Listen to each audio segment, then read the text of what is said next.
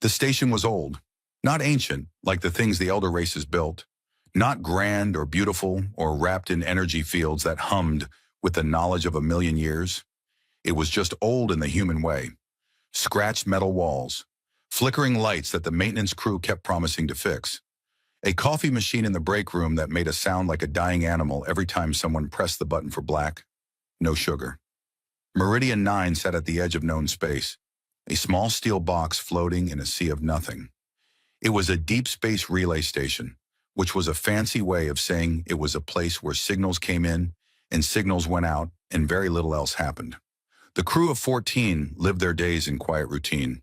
They monitored frequencies, they logged data, and they argued about whose turn it was to clean the shared bathroom on Deck 3. It was not an exciting life, but Dr. Lena Ortiz had not come here for excitement. She had come here because the universe was full of noise, and somewhere inside that noise, she believed, were things worth hearing.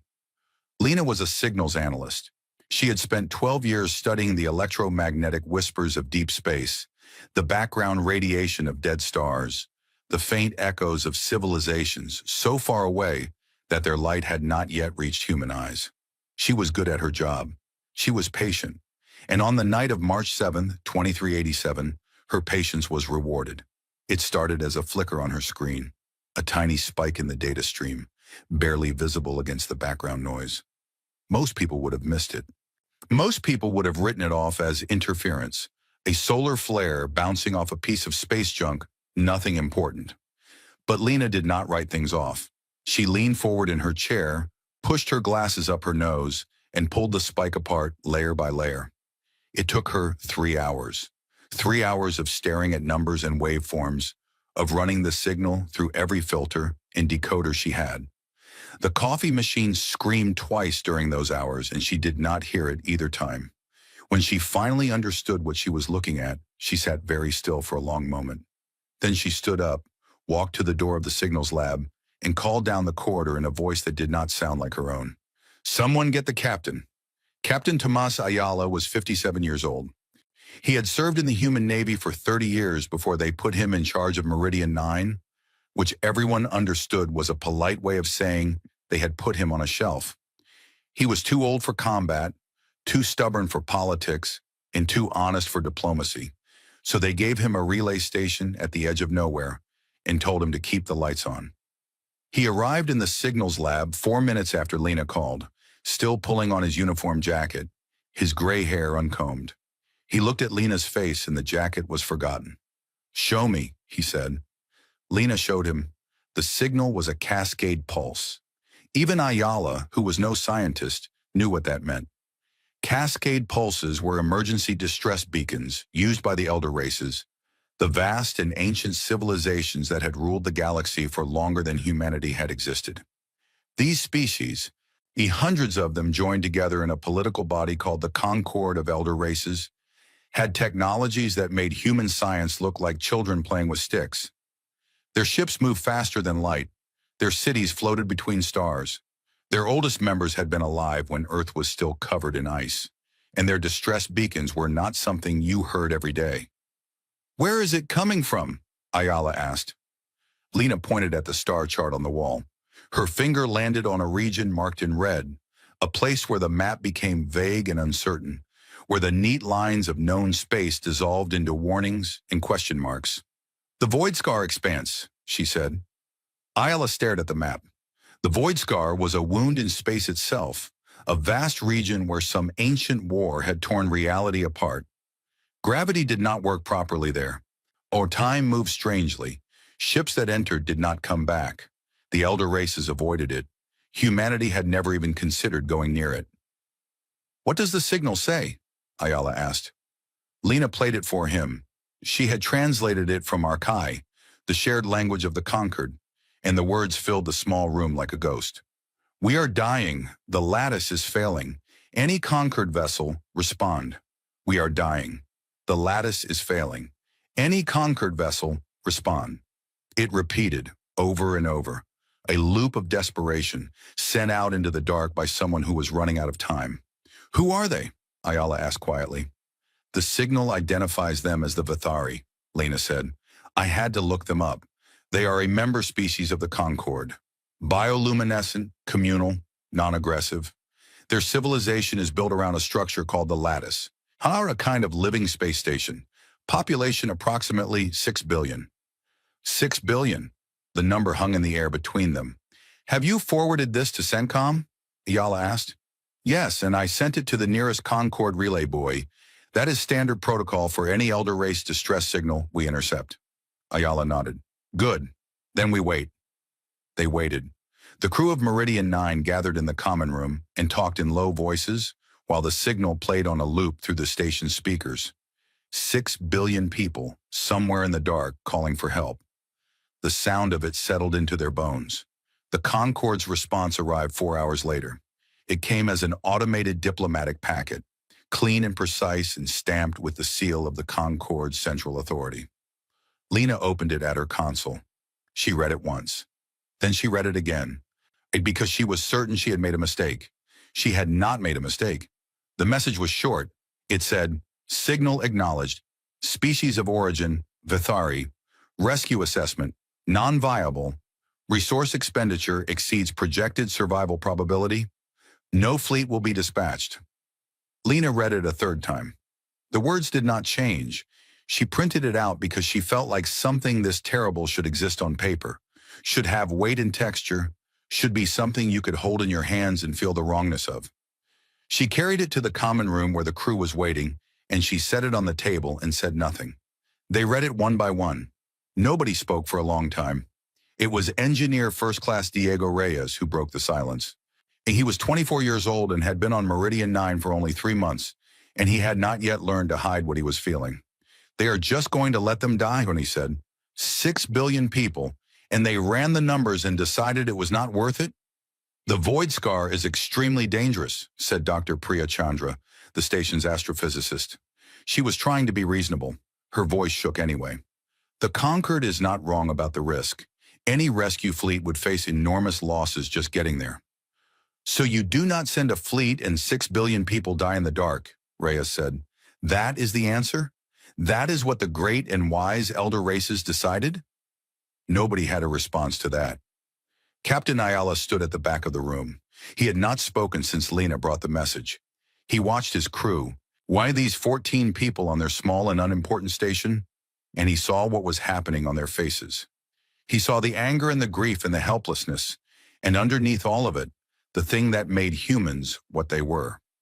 The thing the elder races had calculated out of their own hearts a million years ago. The inability to hear someone crying for help and do nothing. He walked to the communications console. He opened a secure channel to CENTCOM, the Combined Exploratory and Naval Tactical Command, humanity's highest military authority. He entered his authorization code. He waited for the connection to establish, and then he said 6 words that would change the course of human history. We should answer that signal. The response from CENTCOM was immediate and predictable. Admiral Chen, the duty commander, they told Ayala that he appreciated the sentiment, but that humanity did not have the ships, the technology, or the political authority to mount a rescue mission into the Void Scar expanse. Entering Concord-monitored space without authorization could be seen as an act of aggression. Humanity's position in galactic politics was fragile enough without provoking the elder races.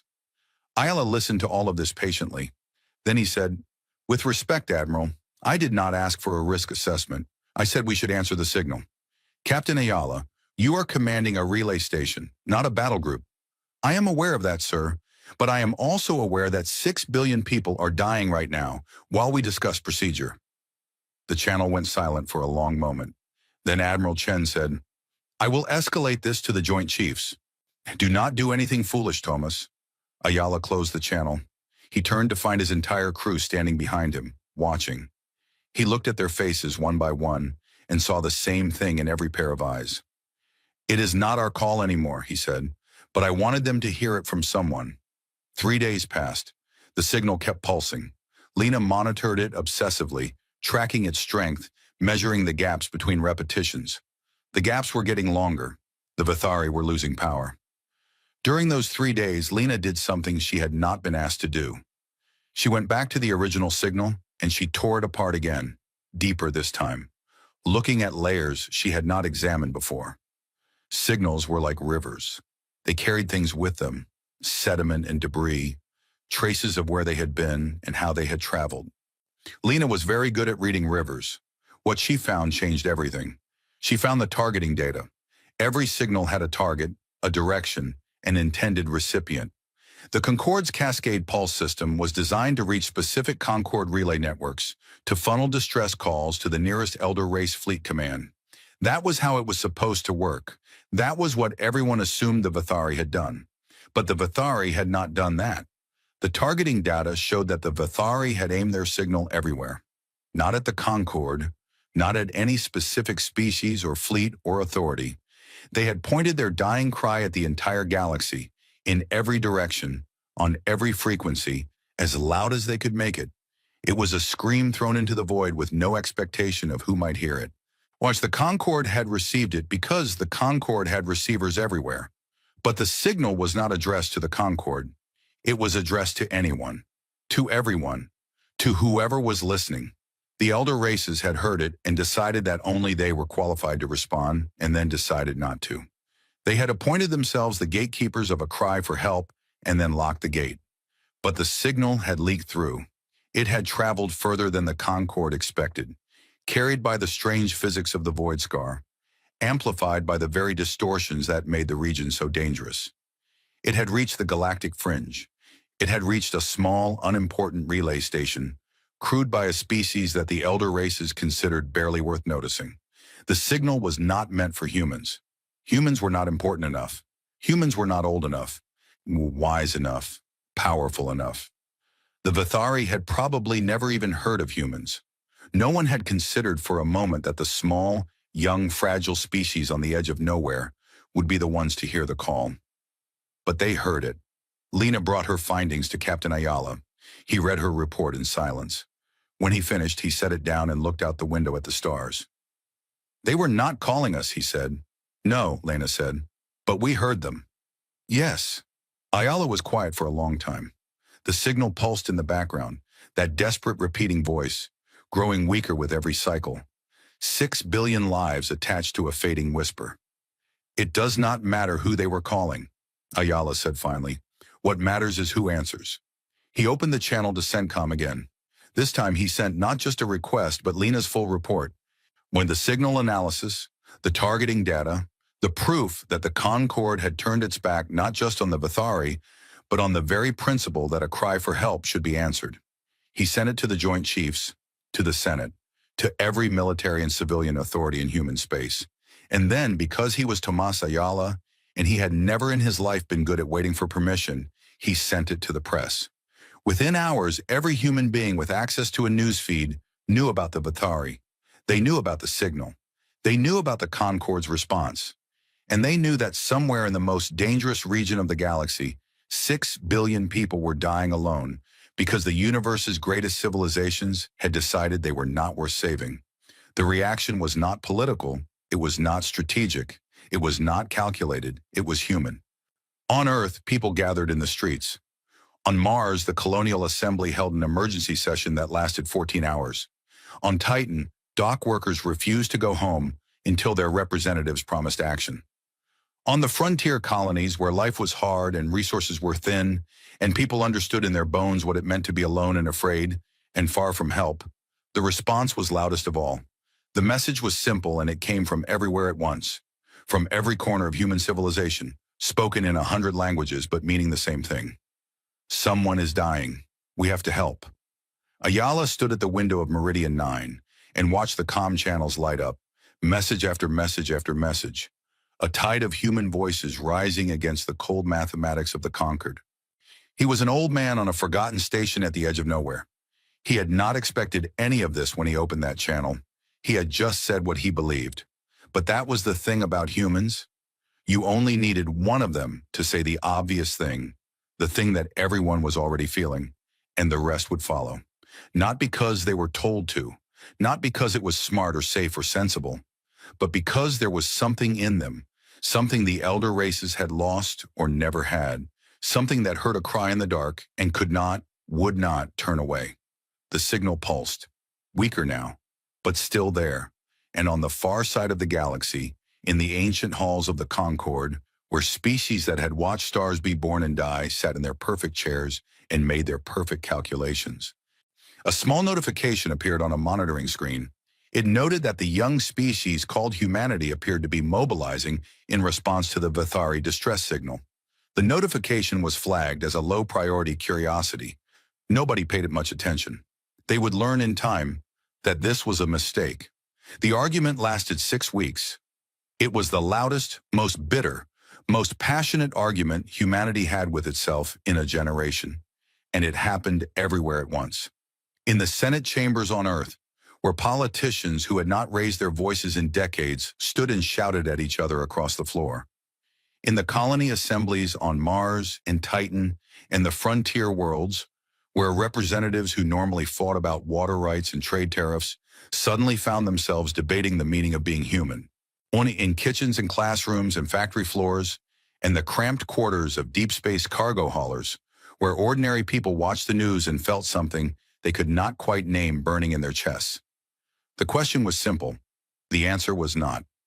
Should humanity send a fleet into the most dangerous region of known space to rescue a species they had never met? The case against it was strong. Senator Margot Delacroix of Earth's European bloc laid it out with calm, precise logic on the floor of the governing Senate, and every word of it was true. Humanity did not have the resources to spare. Their navy was small, designed for border patrol and colony defense, not deep space rescue operations. The Voidscar expanse was a death trap that even the elder races refused to enter. There was no guarantee the Vithari could be saved even if a fleet reached them. And if the mission failed, if ships were lost and people died, humanity would be weaker, more vulnerable, more alone than before. "We are asking our children to die for strangers," Senator Delacroix said, and her voice was steady but her hands were not. "I am not certain that is a choice we have the right to make." The case for it was not logical at all. It was made by a retired school teacher named Gloria Vasquez, who somehow got 3 minutes on a live broadcast and spent those 3 minutes saying things that no politician would say because politicians had learned to be careful with their words. "I taught children for 40 years, Gloria Vasquez said, standing in her small apartment on the colony world of Erewhon, when looking directly into the camera with the kind of calm that comes from having made peace with the world a long time ago. And every year, on the first day of class, I told them the same thing. I told them that the measure of who you are is not what you do when it is easy. It is what you do when it is hard, when it costs you something, when the smart thing to do is walk away and you do not walk away." She paused. She adjusted her glasses. 6 billion people are dying, she said. They asked for help. If we do not go, then what are we? What were all those lessons for? The broadcast was watched by 80 million people. Within a day, the phrase, "What were all those lessons for?" was written on walls and signs in the hulls of ships across human space. Admiral Kessler Rourke was not a man who was moved by speeches. Where he was 61 years old, built like a piece of industrial equipment, and had a face that looked like it had been assembled from spare parts and regret. He had fought in the border wars, the ugly little conflicts where human ships clashed with pirate groups and rogue colonies on the frontier. He had lost friends, lost ships, and earned a scar that ran from his left temple to his jaw, a gift from a piece of shrapnel that the doctors said should have killed him. When the Joint Chiefs asked him to assess the feasibility of a rescue mission to the Voidscar expanse, he did not give them a speech. He gave them a report. It was 47 pages long, dense with technical data and tactical projections, and it boiled down to a single paragraph on the final page. "The mission is feasible," Rourke wrote. "It will require a minimum fleet of 25 vessels, including combat, transport, and science platforms. Navigation through the Voidscar will require real-time adaptive course correction, which our current technology can support but not guarantee. We will lose ships. We will lose people. The survival probability for the fleet as a whole is approximately 62%. For individual vessels, it varies between 40 and 80% depending on position and role." He paused in his writing, then he added one more line. "It can be done if we are willing to be stupid and stubborn about it." The Joint Chiefs read the report. They passed it to the Senate. The Senate argued for 3 more days. And while they argued, something extraordinary happened. It started on the colony world of Ceres, where the owner of a small private shipyard sent a message to CENTCOM offering 2 cargo vessels and the crews to fly them. Within hours, similar offers began arriving from across human space. Shipyards on Mars offered hulls. Engineering firms on Titan offered reactor components. Mining operations on the frontier offered fuel. Medical teams volunteered. Navigation specialists volunteered. People who had never served in the military and had no reason to risk their lives for strangers sent messages saying the same thing in 1,000 different ways. I can help. Tell me what you need. It was not organized. No one planned it. No government agency coordinated it. It simply happened, the way a river happens when enough rain falls in the same place. Individual drops becoming streams, streams becoming currents, currents becoming something unstoppable. A retired engineer named Harold Park, 73 years old and living on a pension in a small apartment on Luna, sent a message to CENTCOM that contained detailed schematics for a modified navigation array that he had designed 20 years ago and never built. The design was meant for exactly the kind of gravitational chaos found in the void scar. He had created it as a theoretical exercise, never expecting it would be needed. His message was 4 words long. You might need this. CENTCOM's engineers looked at the schematics. They looked at each other. They started building. The Senate voted on a Tuesday afternoon, Earth time. The motion to authorize the formation of a rescue fleet passed by a margin of 11 votes. It was the narrowest margin in Senate history. Senators who voted yes would later describe it as the most terrifying vote of their careers. Not because they feared the political consequences, but because they understood the weight of what they were authorizing. They were sending people to die. Not all of them, maybe not even most of them, but some of them certainly would not come back. And the Senate was saying that was acceptable, that the attempt was worth the cost, that 6 billion strangers on the other side of a wound in space mattered enough to justify the price. Senator Delacroix voted no. When asked about it afterwards, she said simply, I stand by my position, but I hope with everything I have that I am wrong. Admiral Rourke was given command of the mission, where he accepted with a single nod and immediately began the work of turning a wave of goodwill into a functioning military operation. It was, by any reasonable measure, an impossible task. The fleet that came together over the following weeks was nothing like the elegant armadas of the elder races. It was a patchwork, a collection of whatever humanity could scrape together in the time they had. Warships pulled from border patrol, cargo vessels hastily retrofitted with medical bays and emergency shelters, science platforms loaded with equipment that had never been tested outside a laboratory, escort frigates so old that their crews joked about the ships being held together by hope and duct tape. They called it the Answering Fleet. The name was not official. It was not chosen by a committee or approved by the Senate. It came from a young communications officer on the frigate Resolute who used it in a personal letter to her family, and the letter was shared and the name spread. And by the time anyone thought to give the fleet an official designation, it was too late. The Answering Fleet it was. 12 warships, 6 heavy transports, 4 science vessels, a swarm of escort frigates and support craft. In total, 31 vessels carrying just over 9,000 human beings. By elder race standards, it was laughable. The Concorde's smallest patrol group carried more firepower than the entire Answering Fleet combined. Their ships were faster, stronger, better shielded, better armed, and crewed by beings with millions of years of spacefaring experience. Humanity's fleet was, in comparison, a collection of tin cans held together by welding and stubbornness. But it was what they had, and it was going. Captain Tomas Ayala received his orders on a cold morning at the CENTCOM facility on Earth's moon. He was being recalled to active duty and assigned as fleet liaison aboard the flagship, the UNS Defiance. The Defiance was the newest vessel in the human Navy, which meant it was only 12 years old, and most of its systems worked properly most of the time. Ayala had not expected to be included. He had expected to watch from Meridian 9, to monitor the mission from his relay station and hope for the best. When he read his orders, he sat down heavily in a chair and stared at the wall for several minutes. Then he packed his bag. It did not take long. He did not own many things. Dr. Lena Ortiz was assigned to the science vessel Curie. Why she had not volunteered exactly. She had simply informed CENTCOM that she was the leading expert on the Vathari signal, and that any attempt to navigate to the signal source without her analysis would be significantly more dangerous. This was true, and CENTCOM knew it was true, and so they gave her a berth on the Curie and pretended it had been their idea. The fleet assembled in stages over 3 weeks, ships arriving from across human space, docking at the Luna staging area for final preparations. Engineers worked around the clock.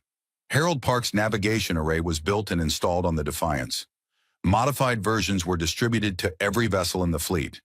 They were untested. They were theoretical. They were the best chance anyone had. During those weeks, the Concord of Elder Races sent a formal diplomatic communique to humanity's government. It arrived through the standard channels, stamped with the seals of 7 elder race species, written in the precise and bloodless language of galactic diplomacy. The Concord of Elder Races acknowledges humanity's stated intention to conduct operations in the Void Scar expanse.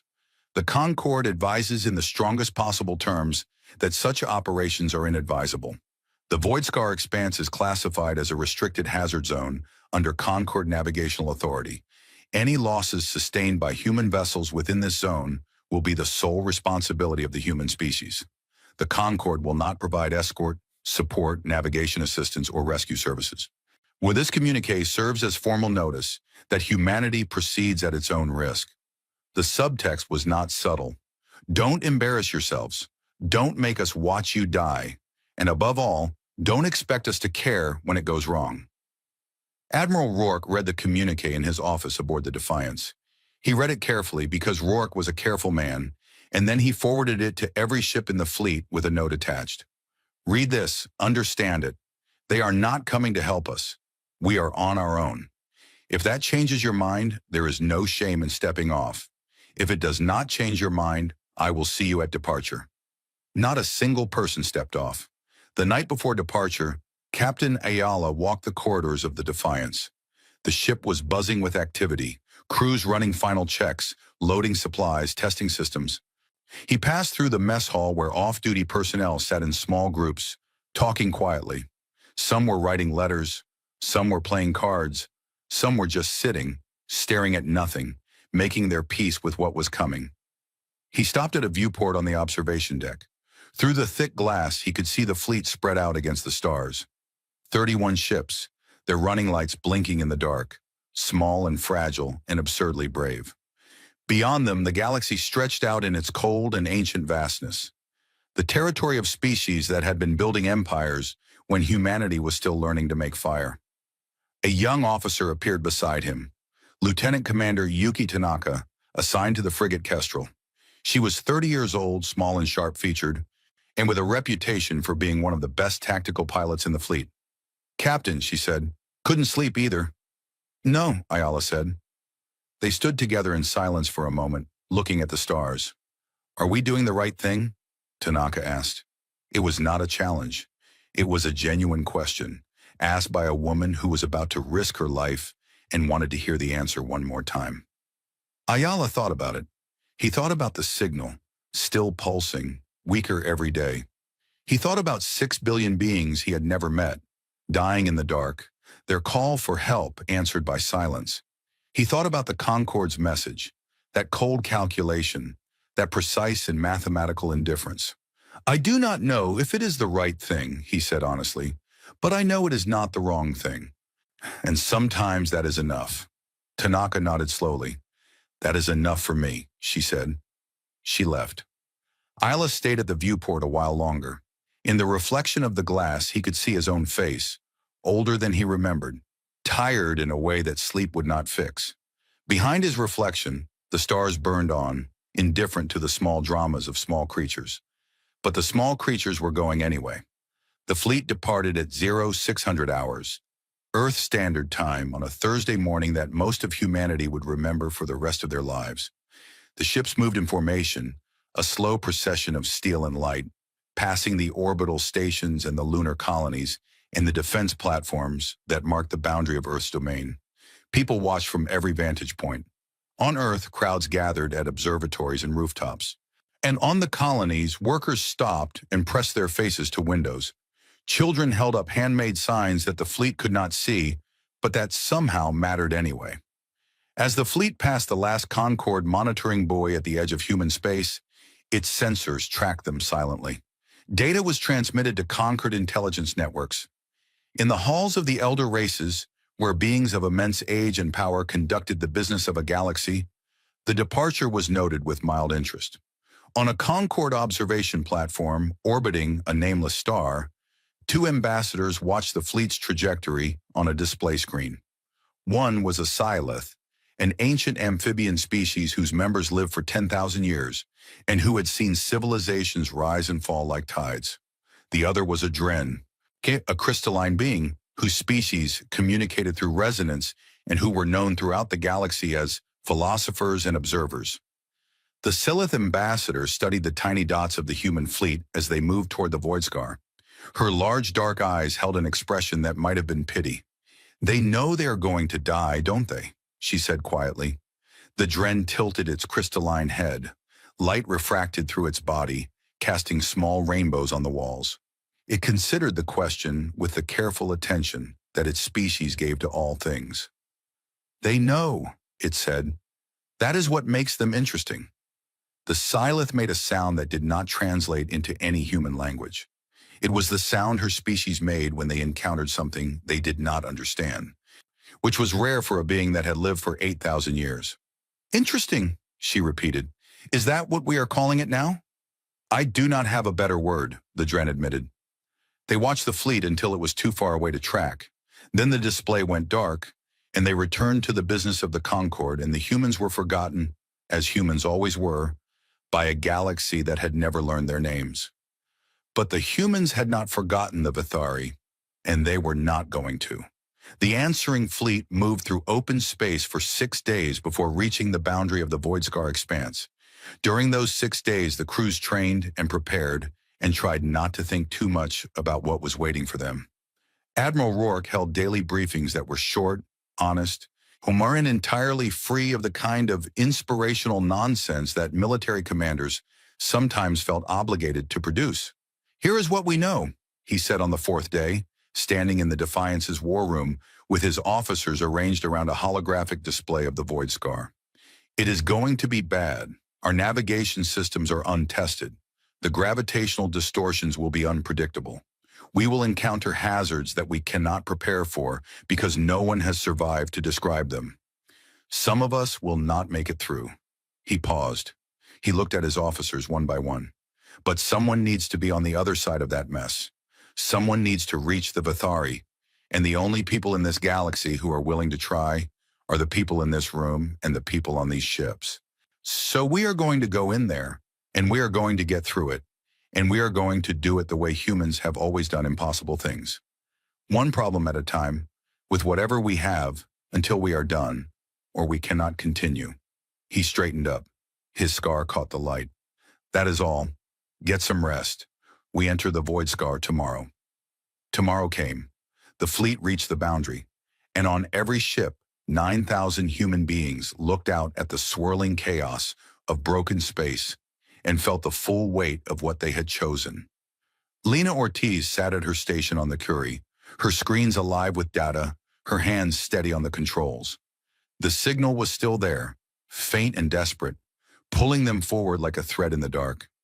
Captain Ayala stood on the bridge of the Defiance and watched the Void Scar fill the viewport. On a wall of twisted light and shadow that made his eyes hurt if he looked at it too long, Admiral Rourke gave the order.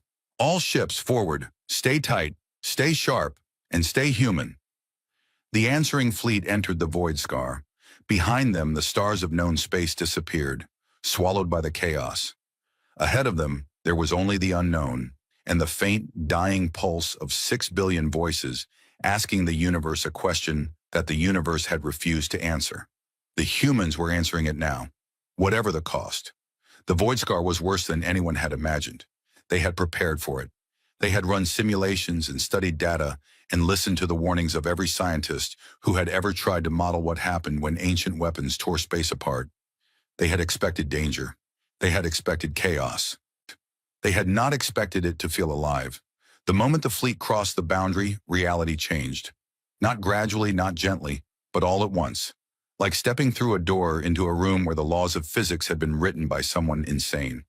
The stars vanished. Not because they were too far away to see, but because light itself moved differently here, bending and twisting through gravitational distortions that turned straight lines into spirals. The darkness outside the viewports was not the clean, familiar darkness of open space. It was a darkness that moved. It shifted and pulsed like something breathing. On the bridge of the Defiance, Captain Ayala gripped the railing and watched the viewport fill with things that should not have been possible. Corridors of compressed gravity that shimmered like heat haze. Mere pockets of absolute stillness surrounded by regions where time itself seemed to stutter. Objects moving in jerky, impossible rhythms. And everywhere, threaded through the chaos like veins in flesh, the faint traces of whatever ancient weapons had done this.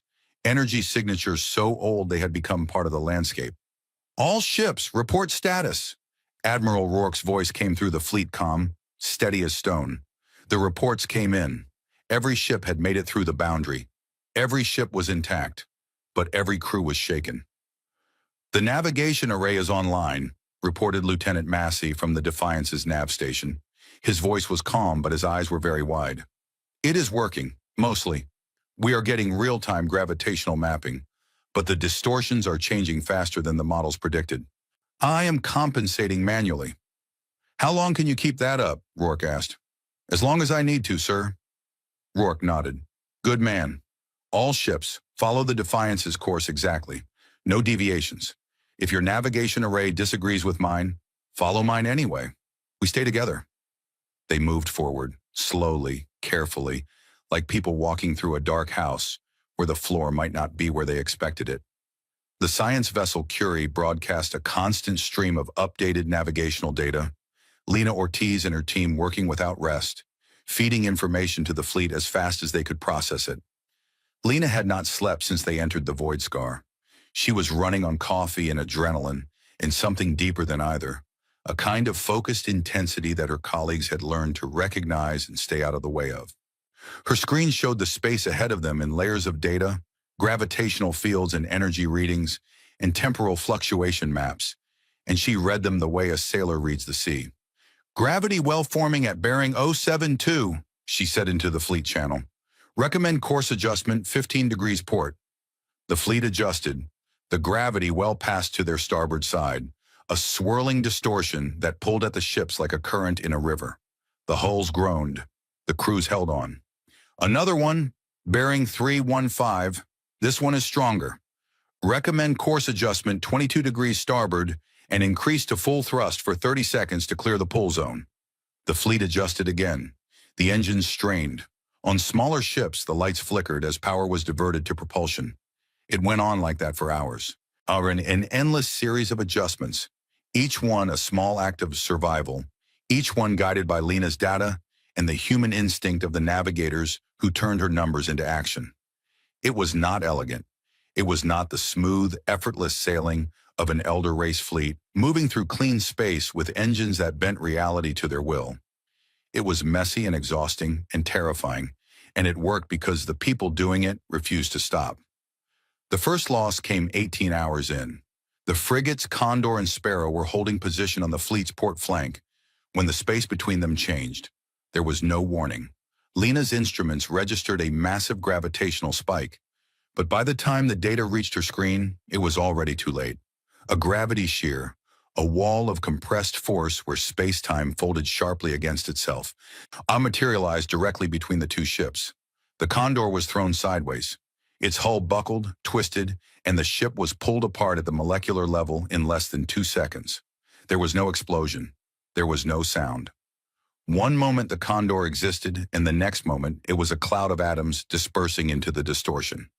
47 people, gone between one heartbeat and the next. The Sparrow was luckier, if luck was the right word. The edge of the shear caught its stern, ripping away the engine section and sending the remainder of the ship spinning into the void. The crew survived, barely, sealed in the forward compartments with emergency life support and no propulsion.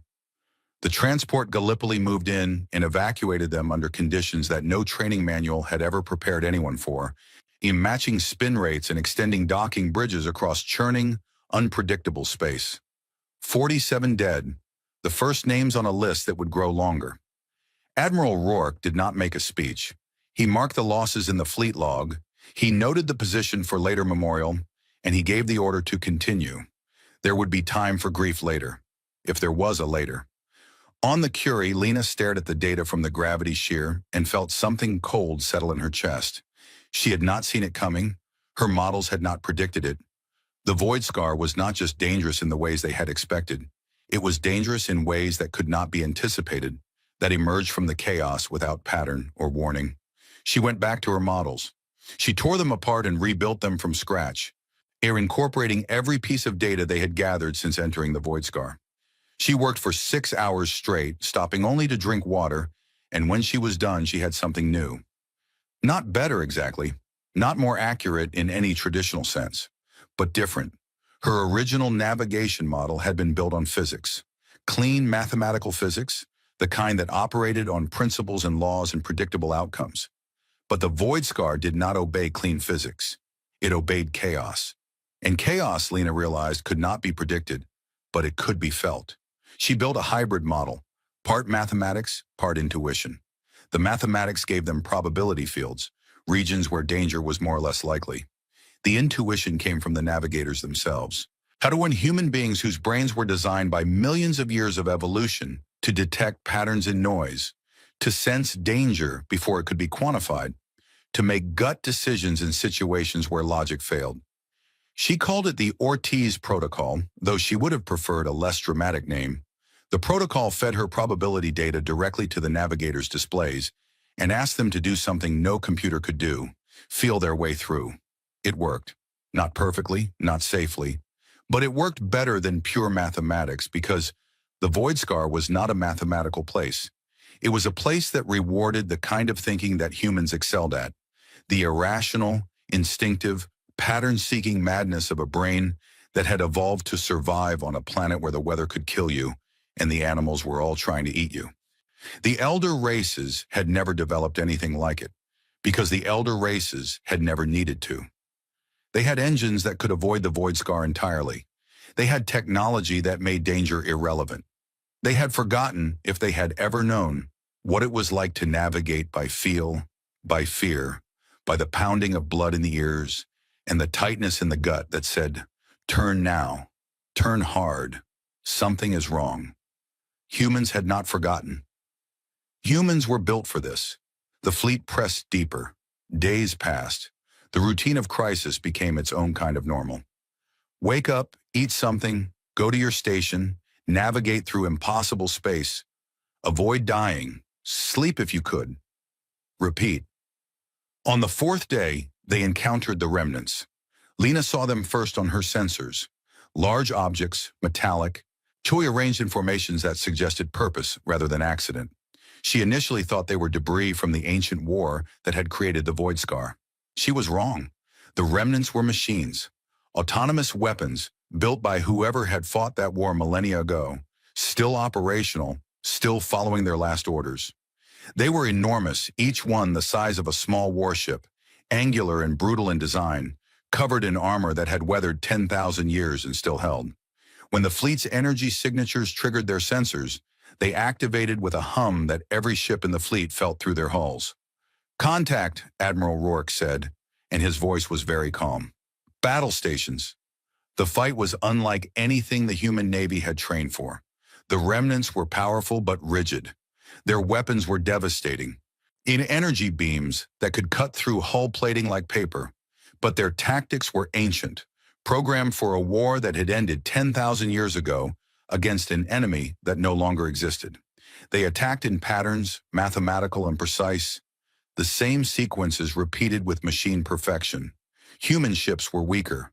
Their weapons did less damage. Their shields were thinner, but their captains were alive, and alive meant unpredictable. Commander Yuki Tanaka in the frigate Kestrel demonstrated this with terrifying clarity. When 3 remnants locked onto the transport convoy, She drove her ship directly between them and the transports, not to fight them, but to confuse them. She flew erratic patterns, random and senseless, changing speed and direction every few seconds, and the remnants' targeting systems struggled to track her. While they had been programmed to fight enemies that moved with logic and purpose, Tanaka moved with neither. She moved like a human being who was scared and angry and determined, and the machines could not compute that. While Tanaka drew their fire, the warship Indomitable came around from below and hit all three remnants with a concentrated barrage that cracked their ancient armor. Two were destroyed. The third limped away, its programming finally recognizing a situation it could not win. But Tanaka's maneuver was only one moment in a battle that lasted 7 hours. Across the fleet, similar scenes played out. Human ships dodging and weaving and fighting dirty, using tactics that no military academy would have endorsed. A tactics born not from training manuals, but from the desperate creativity of people who knew they were outgunned and refused to die.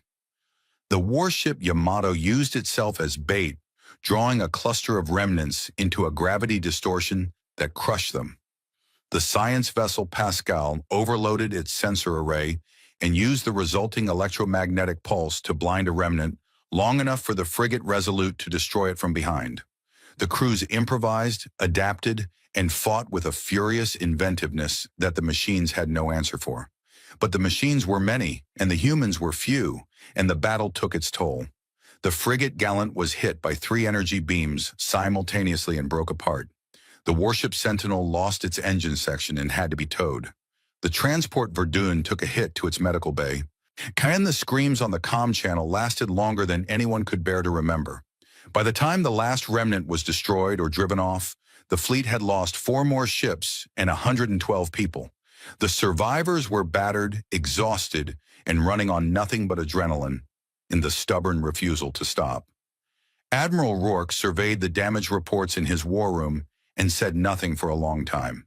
Then he said, "Get me repair estimates. We are not stopping." They did not stop. They could not stop. Behind them was the long way back through the void scar, with no guarantee of survival. Ahead of them was the signal, still pulsing, weaker now. Lena tracked its degradation with a growing sense of urgency. The Vatari were running out of time.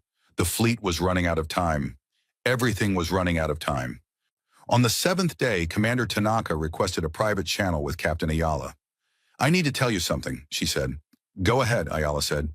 "The Kestrel's engines took damage in the fight. My chief engineer has been keeping them running, but they are degrading. We are losing thrust.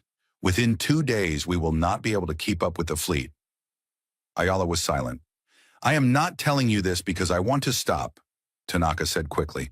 "I am telling you because I need you to know that if it comes to it, I will fall behind before I slow the fleet down. Yuki, Captain, we came here to save 6 billion people. I will not let one frigate be the reason the fleet arrives too late. If the Kestrel cannot keep up, we will find another way to be useful. That is all." Ayala closed his eyes. "Understood. Commander." The fleet pressed on. On the 8th day, they lost the frigate Morning Star to a temporal distortion that aged the ship's systems 1,000 years in the span of seconds. The hull crumbled like old paper. The crew had 6 minutes of warning and evacuated to the nearest transport and escape pods that were barely rated for the conditions. On the 9th day, the Curie's sensors detected something ahead. Not a danger, not a weapon, something else. "I am reading a thinning in the distortion field," Lena announced on the fleet channel. Her voice was raw from days of constant communication, but it held a note of something that the fleet had not heard in a long time. "Hope. The gravitational chaos is decreasing.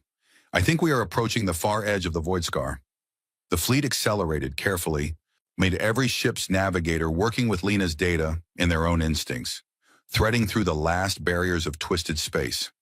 On the 10th day, the ship's cook aboard the Defiance, a large, quiet man named George Okonkwo, who had enlisted because his daughter was on the frigate Resolute and he could not stand to be at home while she was out here, did something that nobody had asked him to do. He patched into the fleet's internal communications network and started playing music. Old Earth songs, colony folk tunes, jazz from the Mars settlements, a lullaby from Titan that every colony child knew. He played them one after another, filling the fleet's comm channels with sound, with melody, with the simple human magic of music in the dark. Nobody told him to stop. Nobody wanted him to. On ships across the fleet, short, exhausted crew members lifted their heads and listened, and something in them steadied. It was not rational. It was not tactical. It was just human. The need to hear something beautiful when everything around you was breaking. On the 11th day, they broke through. The void scar ended, not with a clear boundary, but with a gradual easing, the distortions softening, the chaos fading, reality reasserting itself like a patient waking from a fever. The stars came back, not the same stars they had left behind, but new ones, different ones, the stars of a region of space that no human had ever seen. And there, hanging in the void ahead of them, was the Vithari lattice. It was enormous. Lena had read the data, she had known the numbers, but nothing had prepared her for the reality of it. The lattice was a structure that defied human architecture, a vast web of organic material stretching across thousands of kilometers. Strands and nodes and chambers woven together in patterns that were both mathematical and beautiful, like a living crystal, like a coral reef grown to the size of a moon. It was dark, not entirely dark. Here and there, faint glimmers of bioluminescence pulsed through the strands, the Vithari equivalent of emergency lighting, the last reserves of a dying system fighting to stay alive. But most of the lattice was unlit, cold, silent. It was a city going dark, a civilization fading. Lena looked at it and felt the signal she had been tracking for weeks become real, become tangible, become not just data on a screen, but a place, a home, a world full of people she had never met who were counting the hours they had left. "We are here," she whispered. She did not say it on any official channel. She said it to herself, to the signal, to the 6 billion souls in that dying structure who had screamed into the dark and been heard by the most unlikely listeners imaginable. Captain Ayala stood on the bridge of the Defiance and stared at the lattice through the viewport. Behind him, the battered remains of the answering fleet spread out against the stars. They had lost 7 ships. They had lost 203 people. They were damaged, exhausted, low on fuel and supplies, and very far from home. And they had made it. He opened the fleet channel. His voice was steady, the way a voice is steady when its owner has decided that whatever comes next, the hard part is already behind them. "All ships, this is Captain Ayala. We have arrived at the Vithari lattice. Admiral Rourke, the fleet is at your command." Rourke's response was brief. "Begin approach. All science vessels forward. Transports hold at safe distance. Warships form a perimeter." He paused. Then he added in a voice that was not quite as steady as he would have liked. "Well done, everyone. Now let us finish what we came to do." The fleet moved toward the lattice, and somewhere deep inside that vast, dying structure, sensors that had been scanning the void for weeks detected the approach of ships that were not Concord, not Elder Race, not anything in the Vithari database. They were small. They were battered. They were burning fuel they could not spare to reach a people they had never met. They were human, and they had answered. The Vithari did not know what humans were. This was not unusual. The galaxy was vast and humanity was young. And the elder races, who dominated galactic civilization, did not spend much time talking about the small, short-lived species that clung to the edges of known space. The Vithari had heard the name once or twice, in passing, in the way that a person might hear about a small village in a country they had never visited. It had not seemed important. There were thousands of minor species in the galaxy. They came and went. The Vithari, who had existed for 200,000 years, had learned not to keep track. So when their dying sensors detected the approaching fleet, they did not recognize it. The ship designs were unfamiliar. The energy signatures matched no known Concord profile, and the communication signal that the lead ship was broadcasting in rough, on heavily accented archae was coming from a species that the Vithari's database classified as pre-industrial. The database had not been updated in a very long time. Inside the lattice, in the great central chamber where the collective consciousness of the Vithari gathered to make decisions, the resonance stirred. The resonance was not a single being.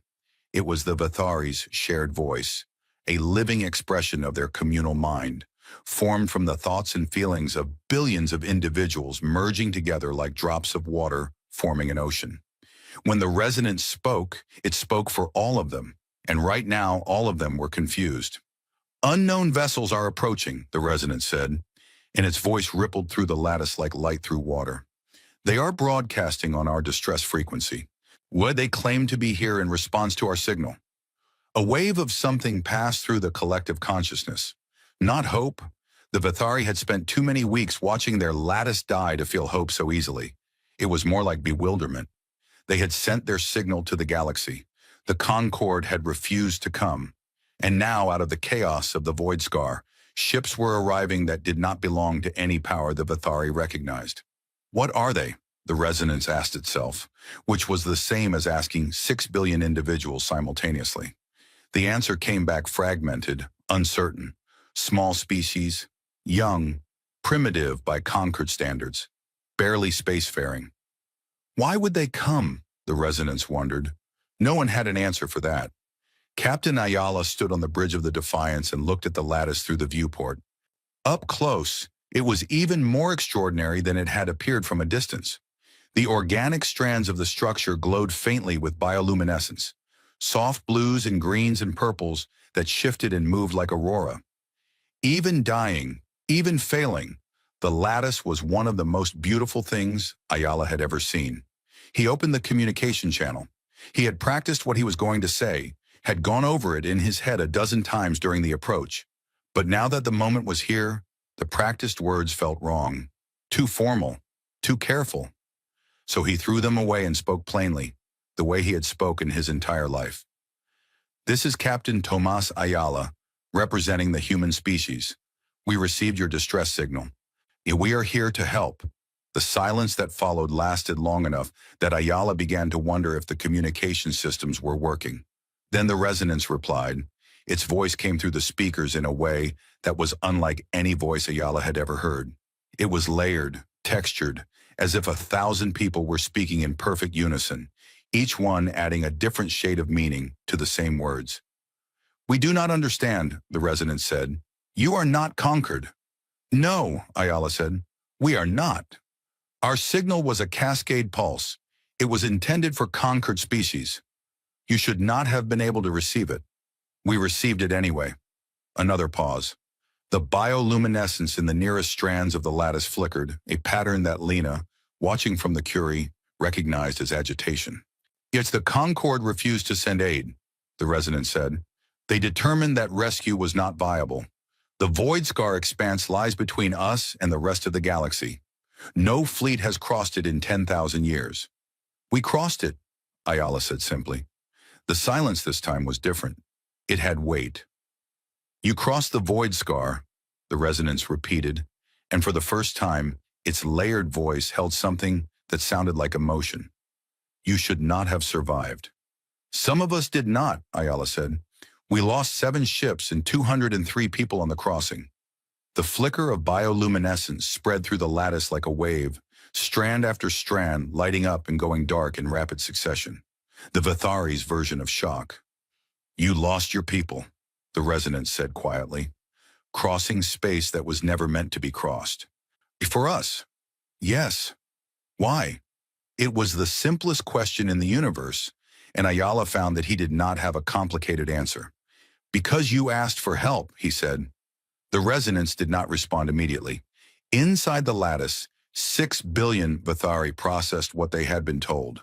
A young and minor species, one they had never heard of, had received their dying signal, had built a fleet, had crossed the Void Scar expanse at the cost of hundreds of lives, and had arrived at their doorstep with nothing but battered ships and the simple statement that they were here to help. It did not make sense by any measure the Vithari understood. The cost was too high. The risk was too great. The rational thing, the logical thing, the thing that any species with a proper understanding of risk and reward would have done, it was exactly what the Concord had done. Run the numbers, acknowledge the signal, and stay home. The humans had not stayed home. "You should not have come," the resonance said at last, and its voice was thick with something that human ears heard as sorrow. You are so small. You will die here with us. Isla looked at the dying lattice, at the fading lights and the darkening strands, and he smiled. It was a tired smile, the smile of a man who had been awake for too long and had traveled too far and was standing at the edge of something much larger than himself. But it was real. Maybe, he said, but you asked for help. So here we are. The work began immediately. Admiral Rourke divided the fleet into task groups. The science vessels, led by the Curie, moved in close to the lattice to begin assessment. And the transports positioned themselves at docking points along the lattice's outer structure. The warships established a perimeter, watching the surrounding space for any threat. The first challenge was communication. Not the language barrier, which was manageable with translation software, but the conceptual barrier. The Vathari thought differently than humans. Their civilization was built on interconnection, on the seamless sharing of information and feeling across billions of minds. They did not have individual leaders in the human sense. They did not make decisions by debate and vote. They reached consensus through a process that was part thought, part feeling, part instinct, a kind of emotional mathematics that was deeply alien to the human way of doing things. But they tried. Both sides tried, and slowly, painfully, they began to understand each other. The lattice's problem was its power core. At the heart of the structure, deep inside a chamber the size of a small city, was the biological reactor that powered everything. The Vathari called it the heart, and it was exactly that. A living organ, part of the lattice's own biology, that converted ambient cosmic energy into the power that kept 6 billion beings alive. The heart was dying. Dr. Priya Chandra, the astrophysicist from Meridian 9, who had been assigned to the Curie's assessment team, was the first human to see it. She traveled deep into the lattice through passages that glowed faintly with the last reserves of bioluminescence, guided by Vathari escorts who moved through their home with the silent grace of people who had lived there for generations. The heart chamber was vast and dark and warm, and at its center, the heart itself pulsed with a dim, irregular rhythm. Priya had studied stellar physics and reactor mechanics and every form of energy generation that human science understood. She had never seen anything like the heart. It was alive. It was beautiful. And it was clearly failing, its pulses growing weaker, its light fading, the biological processes that sustained it breaking down one by one. How long does it have? Rourke asked when Priya sent her report. Days, Priya said. Maybe a week. No more. Can we fix it? Priya hesitated. She was a scientist. She dealt in facts and probabilities and evidence. But the situation called for something beyond science. So it called for the kind of answer that humans gave when the facts were against them and the alternatives were unacceptable. I do not know, she said, but I have some ideas. The ideas were insane. Every engineer and scientist on the fleet agreed on that point. What Priya proposed was to use human reactor technology, crude nuclear fusion systems that the elder races would have considered primitive, to supplement the heart's failing biological processes. It was like trying to perform open heart surgery using a car engine. The systems were fundamentally incompatible. Human reactors produced energy through controlled nuclear reactions. The heart produced energy through biological processes that human science had never encountered and barely understood. But Priya was stubborn, and the engineers were creative. And desperation has a way of making the impossible merely very difficult. Teams of human engineers entered the heart chamber with their tools and their generators and their miles of cable, and they began the work of connecting two fundamentally different systems. It was brutal, delicate, frustrating work. Every connection was a hack. Every interface was a workaround. Cables were spliced, adapters were fabricated on the spot from whatever materials were available, and software was written in real time to translate between human power systems and Vathari biology. The Vathari watched this process with a mixture of horror and fascination. Their technology was organic, grown rather than built, elegant and seamless and alive. The human technology that was being bolted onto their heart was mechanical, crude, covered in warning labels and held together with brackets and welding. It was like watching someone attach a diesel engine to a flower. But it was working. Slowly, painfully, imperfectly, it was working. Power trickled into the heart from the human reactors. Not enough to restore it, not yet, but enough to slow the decline, to buy time, to push the deadline back from days to weeks. The heart's pulses steadied slightly, still weak but no longer fading. It was during this work, on the third day after the fleet's arrival, that Lena found the truth. She had not been looking for it. She had been doing what she always did, analyzing data, following signals, pulling apart the layers of information that the universe constantly produced. The lattice itself was a treasure of data, a living structure that recorded everything that happened within and around it, a kind of organic black box that stored information in patterns of bioluminescence. Lena had been given access to the lattice's data archives as part of the effort to understand the heart's failure. She was looking for clues about what had gone wrong, hoping to find something that would help the engineering teams. What she found instead was a crime. The heart had not failed naturally. The biological processes that sustained it had not broken down due to age or entropy or any of the normal causes of system failure. They had been sabotaged, deliberately, carefully, and with a deep understanding of Vithari biology that no outside species should have possessed. Lena found the signature buried deep in the data, hidden under layers of biological noise. It was an energy pattern, a specific frequency that did not belong to the Vithari systems. It was artificial, it was targeted, and it was encoded with a Concord identification marker. She sat in her lab on the Curie and stared at the data for a long time. Her hands were shaking, not from fear, from anger. She contacted Captain Ayala on a secure channel. "Captain," she said, "I need to show you something." He came to the Curie. She showed him. She laid out the data in clear, simple terms, because the truth was simple even if the crime behind it was complex. Someone had poisoned the heart of the Vithari lattice. Someone had introduced a biological agent that attacked the heart's energy-producing cells, degrading them over time, killing the lattice slowly from within, and that someone had used Concord technology to do it. Ari, the Concord did not just refuse to help, Lena said. Her voice was flat, controlled, the voice of a scientist stating facts while everything inside her screamed. One of their member species caused this. The heart was sabotaged. Ayala sat with this for a moment. His face did not change. He had spent a lifetime in the military, and he had learned to absorb terrible information without showing it on his surface. But Lena could see it in his eyes. The cold, steady burn of a man who had just learned that the galaxy's most powerful civilization was not just indifferent, but complicit. "The Concord's refusal to send aid," he said slowly. "The cost-benefit analysis." "A cover story," Lena confirmed. "They knew the Vithari were dying because someone in the Concord made it happen. And then they made sure no one came to stop it." "Why?" "I can only guess.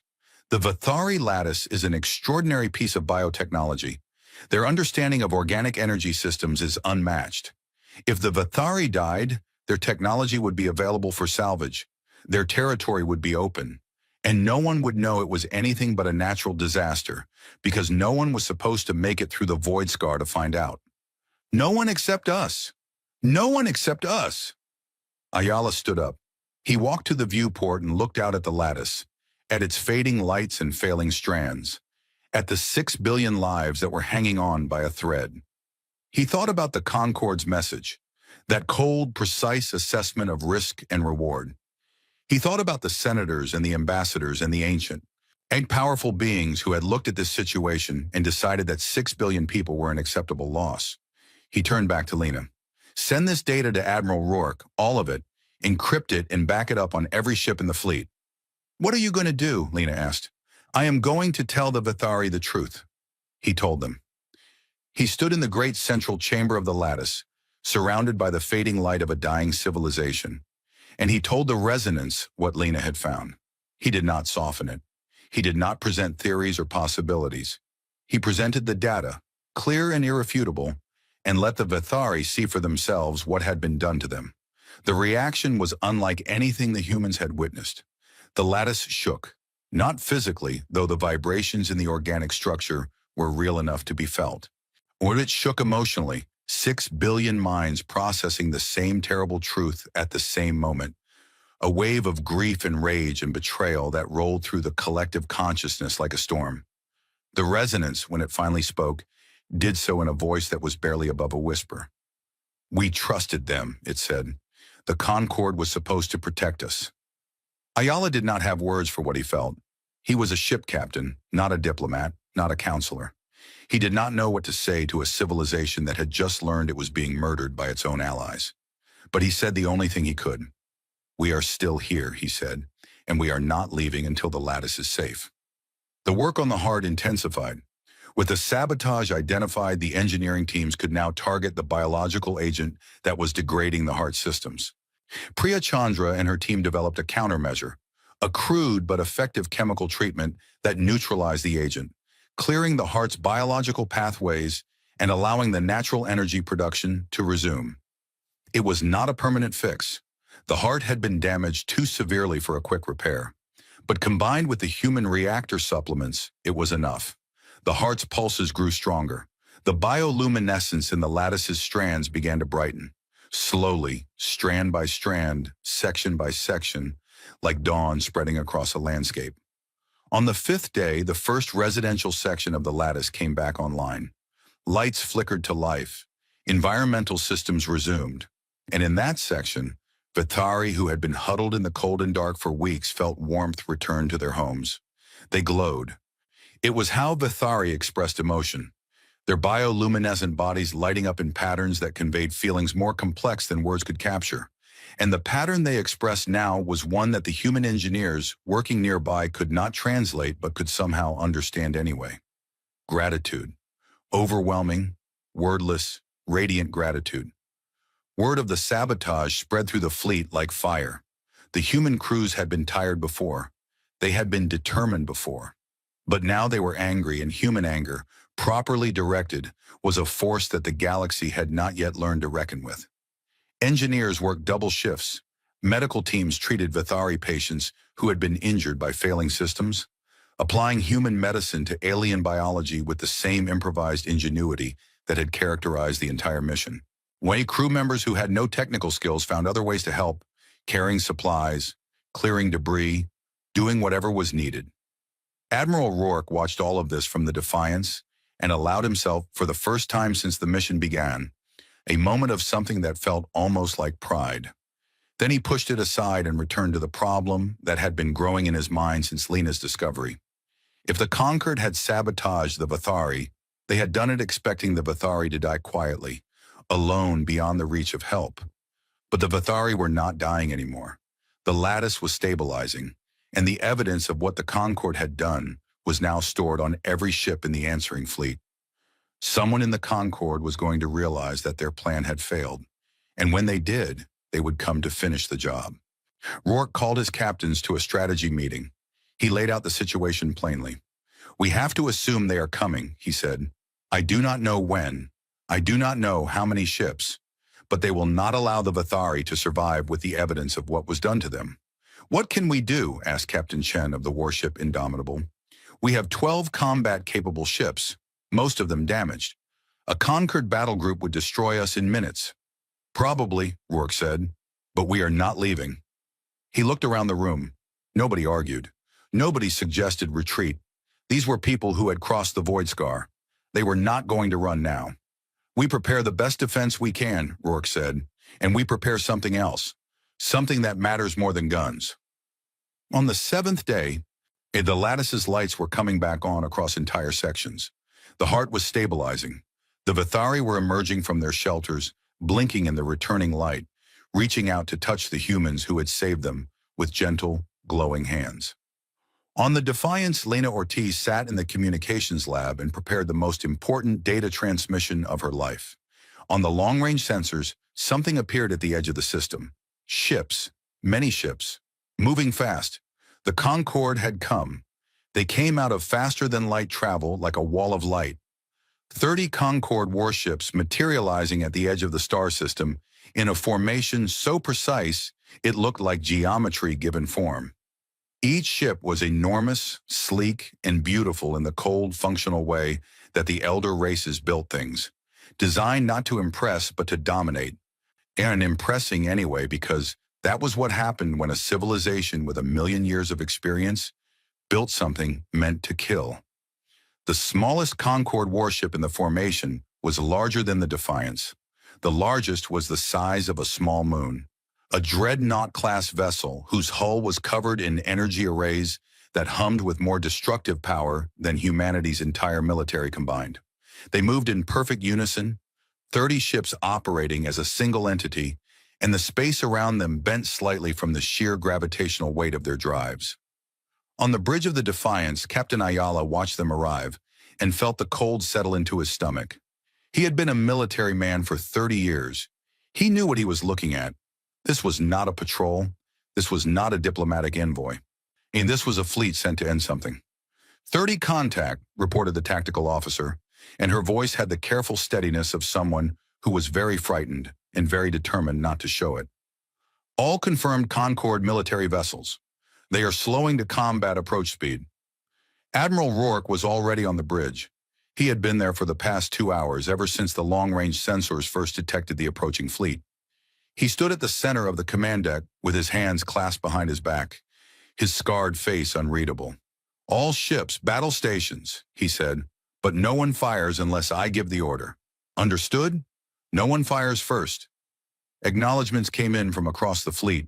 12 warships battered and patched from the Voidscar crossing, 6 transports with no weapons at all, 4 science vessels whose most dangerous equipment was a spectral analyzer, against 30 pristine Concorde warships crewed by beings who had been fighting wars since before humanity learned to use fire. The mathematics of the situation were not complicated. Every person in the answering fleet could do the calculation. 12 against 30, with the 30 being individually superior in every measurable way. It was not a battle. It was an execution. Nobody ran. The Concorde fleet arranged itself in a hemisphere around the Vathari lattice, surrounding the human ships and cutting off every possible escape route. The formation was a message in itself. There was nowhere to go. A communication signal cut through the silence. It was broadcast on a wide-frequency, standard Concorde diplomatic protocol, and it carried the identifier of the fleet's commanding officer, High Admiral Tesserin of the Dren, the same crystalline species whose philosopher ambassador had called the humans interesting when they departed weeks ago. But there was nothing philosophical about Tesserin. Her voice was ice in geometry, each word placed with the precision of a weapon. "Human vessels. This is High Admiral Tesserin of the Concorde Combined Fleet. You are in violation of Concorde Navigational Authority. You are operating in a restricted zone without authorization. You have interfered with a Concorde-managed situation. You will withdraw your ships from the Vathari lattice immediately and return to human space. You have 1 standard hour to comply. Failure to comply will result in the use of force." The message ended. Silence on the bridge of the Defiance.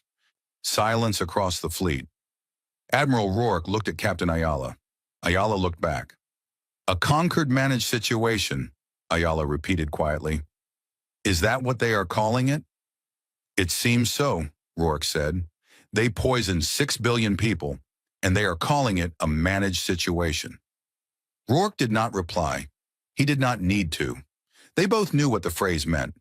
It meant the Concorde had come not to rescue the Vathari and not to negotiate with the humans. They had come to clean up a mess. The Vathari were supposed to be dead. The evidence was supposed to be gone.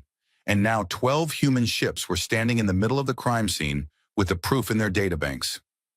"What are your orders, Admiral?" asked the Defiance's executive officer. Rourke turned to face the viewport. Through the thick glass, he could see the Concorde fleet and one of their ships glowing with contained power, beautiful and terrifying. Behind them, the lattice hung in space, its lights growing stronger now, the bioluminescence spreading through its strands as the heart continued to recover. 6 billion lives, flickering back to light. He turned to Ayala. "Captain, you have been the voice of this mission since the beginning. I think you should be the voice of it now." Ayala stared at him. "You want me to respond to a Concorde High Admiral?" "I want you to respond to the galaxy." Ayala understood. He walked to the communications console. He placed his hands on the panel and took a breath. Then he looked at the communications officer. "Open a broadband channel," he said. "Every frequency, every relay, every listening post and buoy and receiver in range. And I want everything that hears this signal to hear what I'm about to say. The communications officer hesitated for only a moment. Then she began routing the signal. Not just to the Concorde fleet, not just to the Vathari lattice, to everything. Every piece of communications infrastructure within reach of the Defiance's transmitters, which thanks to the modifications the crew had been making over the past week, was a very long reach indeed. Lena Ortiz aboard the Curie had been preparing for this. She had spent the last 3 days enhancing the fleet's communication range, bouncing signals off the Void Scar's own gravitational distortions, using the chaos that had nearly killed them as an amplifier. It was not supposed to work. The physics said it should not work, but the physics of the Void Scar had never been reliable. Warrior and Lena had learned to use that unreliability as a tool. The signal went out.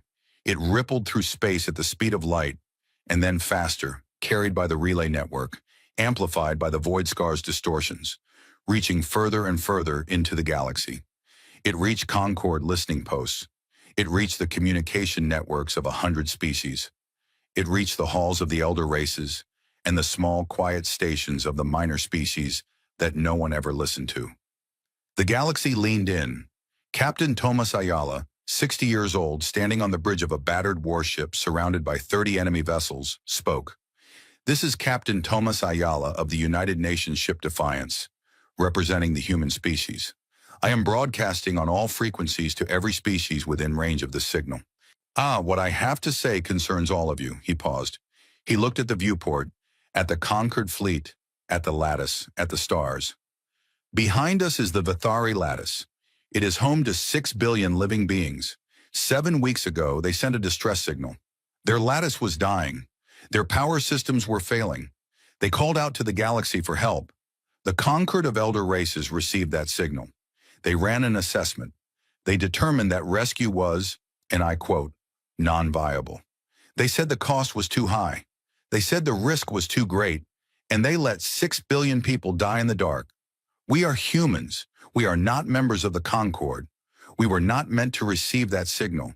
We are a young species, a small species. The elder races consider us primitive. They are probably right. But we heard the signal, and we could not ignore it. We built a fleet. We crossed the Void Scar expanse. We lost 7 ships and 203 people on the crossing. We reached the Vathari, and we discovered something that the Concorde did not want anyone to discover. The Vathari lattice was not failing due to natural causes. It was sabotaged. The heart of the lattice was poisoned with a biological agent encoded with a Concorde identification marker. Someone in the Concorde did not just refuse to save the Vathari. Someone in the Concorde tried to kill them. We have the evidence. It is stored on every ship in our fleet. It has been transmitted to the Vathari, who have verified it against their own records. It is real. It is irrefutable. And now the Concorde has sent 30 warships to this system, not to help, not to investigate, to silence us, to silence the Vathari, to make sure that the truth dies here, in the dark, where no one will ever know. He stopped. He could feel the weight of the moment, the billions of listeners across the galaxy. The silence on every channel is species he had never met and would never meet held their breath and waited. You can destroy us, he said, and his voice was quiet now, not angry, not defiant, just honest. 30 ships against 12. You can burn our fleet and finish what you started with the Vathari and go home and tell the galaxy that nothing happened here. But you cannot do it quietly, not anymore. Every species with a receiver is hearing this right now. Every relay buoy in range is recording this transmission. The truth is out. It is already traveling. You can kill us, but you cannot kill what we have said. We are humans. We are small and young, and we do not have your ships or your weapons or your million years of history, but we came here because someone was dying and asked for help. That is who we are. That is what we do. And if you want to punish us for that, then go ahead. But do it in front of the whole galaxy. Do it while everyone is watching. He released the transmit button. The signal went silent. On the bridge of the Defiance, no one moved. Every eye was on the viewport, on the Concorde fleet, on the 30 ships that could end them all in the time it took to give the order. The silence lasted for a long time. Aboard the Concorde dreadnought, High Admiral Tesserin stood in her command center, surrounded by her officers and calculated. She was Dren. Her species thought in crystalline patterns. Logic and geometry and the clean mathematics of cause and effect. She had been given orders. The orders were clear. Secure the Vithari system, remove the human presence, eliminate the evidence. But the human captain had just broadcast that evidence to the galaxy. Tesserin's calculations shifted. Destroying the human fleet had been a clean solution when the truth was contained. But the truth was no longer contained. It was already propagating through the relay network, reaching species after species, government after government. If Tesserin destroyed the human fleet now, it would not erase the evidence. It would confirm it. The destruction of 12 ships of rescuers by the very power accused of genocide would be the most damning proof imaginable. The humans had done something that Tesserin's calculations had not accounted for, and they had turned their own destruction into a weapon. They had made their vulnerability into their shield. If the Concorde killed them, the Concorde proved them right. If the Concorde let them live, the truth survived anyway. It was, Tesserin had to admit, a remarkably effective strategy for a species that was supposed to be primitive. On the open channels, voices began to speak. They came from the edges of the galaxy, from the small and forgotten places, from species that the Concorde had overlooked or ignored or marginalized for millennia.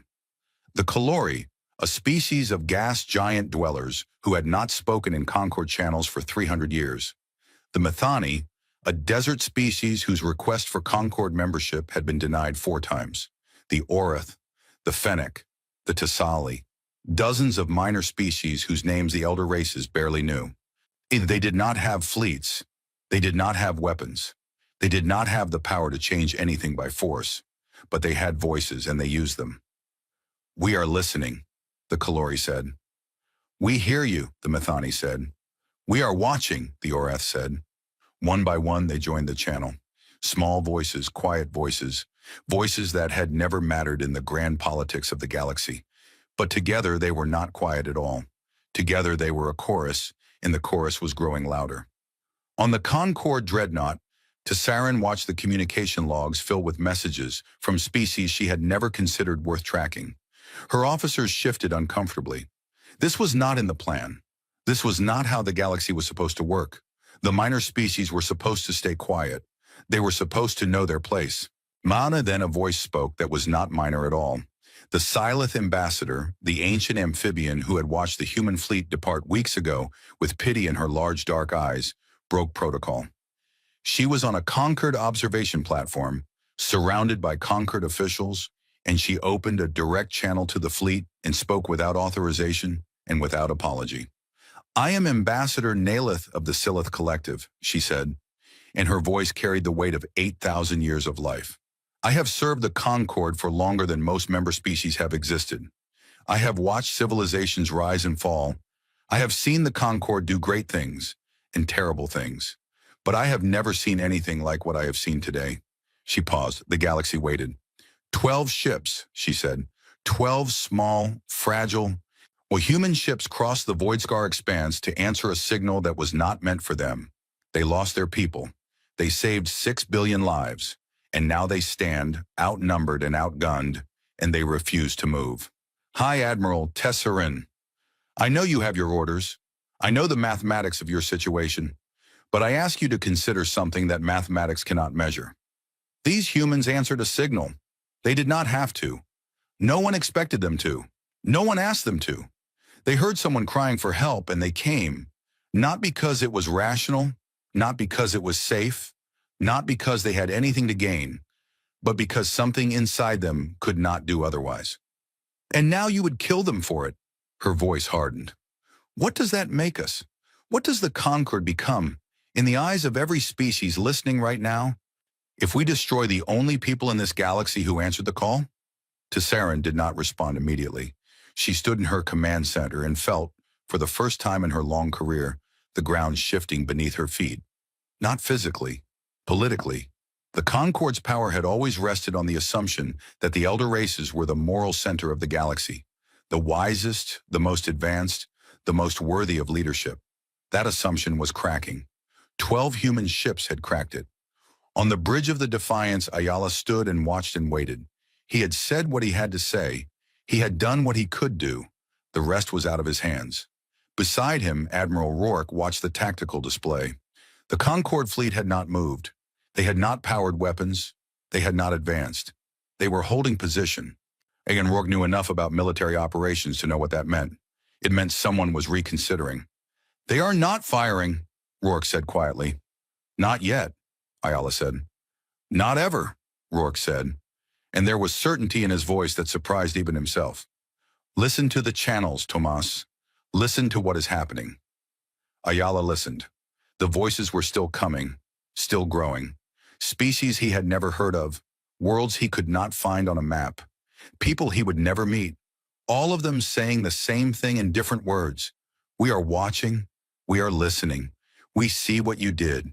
We see what you are."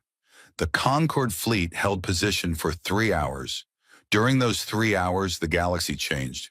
Not with weapons or treaties or grand declarations, but with the slow, steady accumulation of voices saying that they had heard the truth and they would not forget it. Diplomatic channels that had been quiet for centuries came alive. Species that had never cooperated began talking to each other. Something was stirring, something that the Concorde had not anticipated and could not control. At the end of those 3 hours, High Admiral Tessarin opened a channel to the Defiance. Her voice was as precise as ever, but there was something in it that had not been there before. Ayala thought it might be doubt. "Human vessel," Tessarin said. "The Concorde Combined Fleet will withdraw from this system. An investigative commission will be established to examine the allegations regarding the Vithari lattice. Until such time as the investigation is complete, the Vithari system is to be considered under joint protection." She paused. "This is not an acknowledgement of guilt. This is not a concession.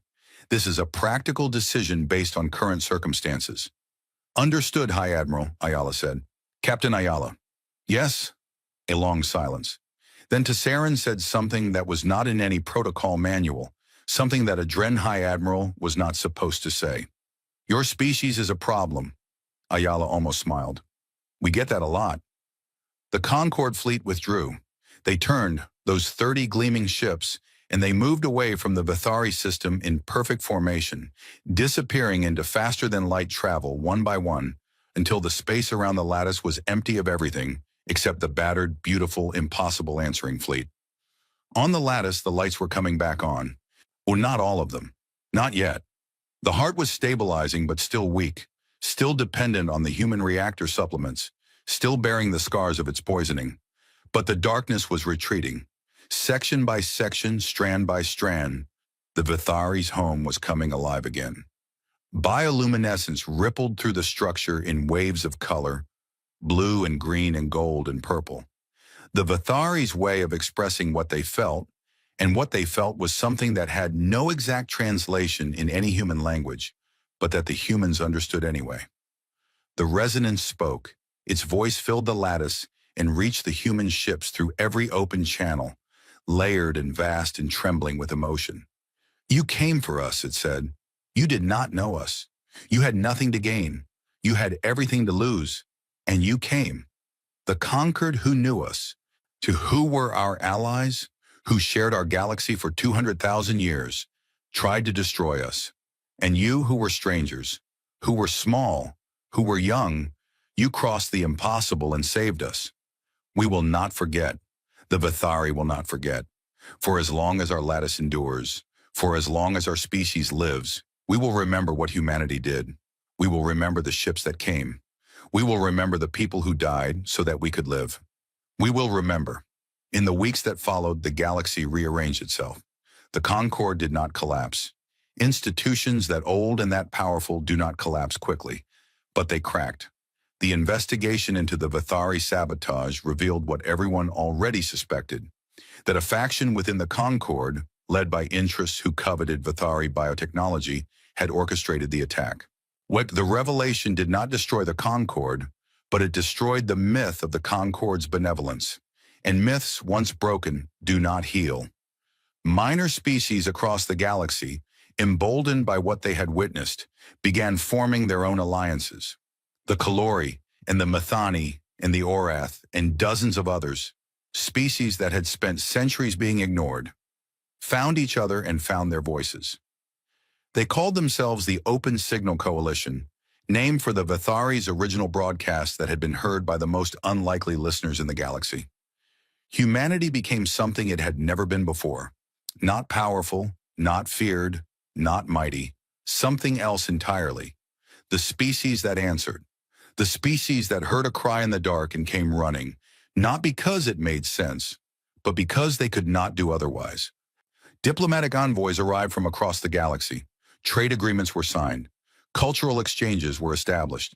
Not because humanity had proven its strength, but because it had proven something that the galaxy had forgotten was possible. That you could hear a stranger's pain and choose to bear it with them. That the measure of a civilization was not its age or its technology, but its willingness to help. The Vithari and humanity signed a formal alliance, the first of its kind between a former Concord species and a minor species. The ceremony was held on the lattice in the great central chamber, with the heart pulsing steadily in the background, its biological rhythms now supported by a permanent integration of human and Vithari technology. It was an ugly integration. Ma cables and organic strands woven together in patterns that no designer would have chosen, but it worked, and sometimes working was enough. Commander Yuki Tanaka's name was engraved on the memorial. Her frigate, the Kestrel, had lost power during the final days of the rescue, and she had ordered her crew to evacuate while she used the ship's last reserves to draw a cluster of remnants away from the transport convoy, detonating the reactor in their midst. Her last transmission had been recorded and was played at the memorial ceremony. "Tell them we were here." They told them. The names of every human who died in the crossing and the rescue, all 203 of them, were engraved in bioluminescent crystal and set into the outer surface of the lattice. The Vithari tended them like a garden, maintaining the glow, readjusting the colors, ensuring that the names were always bright, always visible, a permanent testament to the people who had come from across the stars to save a civilization they had never known. At night, when the lattice's systems dimmed for the Vithari's rest cycle, the names glowed on. 203 points of light shining in the dark, the human dead keeping watch over the Vithari living. Captain Thomas Ayala returned to Earth. He was offered promotions, ambassadorships, positions of honor and authority. He turned them all down. He asked to be reassigned to Meridian 9. "You want to go back to the relay station?"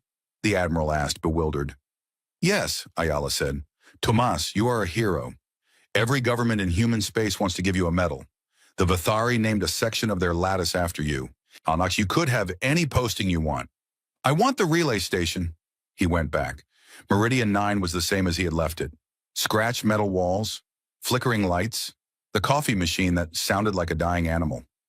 The crew had been replaced mostly, younger people who looked at Ayala with wide eyes and tried not to stare at the man who had talked down a conquered fleet. He did not mind. He was not the kind of man who needed to be stared at. Dr. Lena Ortiz went back too. She was offered positions at every university and research institution in human space. She took none of them. She returned to Meridian 9, to her console, to the quiet work of listening to the signals that filled the universe. Why, people asked her. Why go back to a relay station in the middle of nowhere? She did not explain. Outre because the explanation was simple enough that it did not need words. She went back because the universe was full of signals, full of voices, full of whispers, full of cries for help that traveled through the void and reached the ears of whoever was listening, and someone needed to listen. On her first night back, she sat at her console and calibrated the receivers and scanned the frequencies, one by one. The way she had done for 12 years before the Vithari signal changed everything. The stars were quiet. The data streams were clean. The universe hummed with its normal, everyday noise. The background radiation of a cosmos that did not care about the small creatures that lived inside it. She adjusted her glasses. She took a sip of coffee. She listened. And she knew, with a certainty that went beyond science and logic and everything she had been trained to trust, that another signal would come. Maybe tomorrow, maybe in a year, maybe in a decade. But it would come because the universe was vast and full of life, And life had a way of getting into trouble, and trouble had a way of producing cries for help that traveled through the dark, looking for someone, anyone, who was willing to hear. She would be here. Humanity would be here. And when the signal came, they would do what they had always done, what they would always do, what no amount of logic or mathematics or cold calculation could ever stop them from doing. Outside the viewport, the stars burned on, ancient and indifferent. But Meridian 9 was not indifferent. Its receivers were open. Its crew was listening. And somewhere, in a corner of the galaxy that no map had yet named, someone was about to need help. They would answer. They would always answer.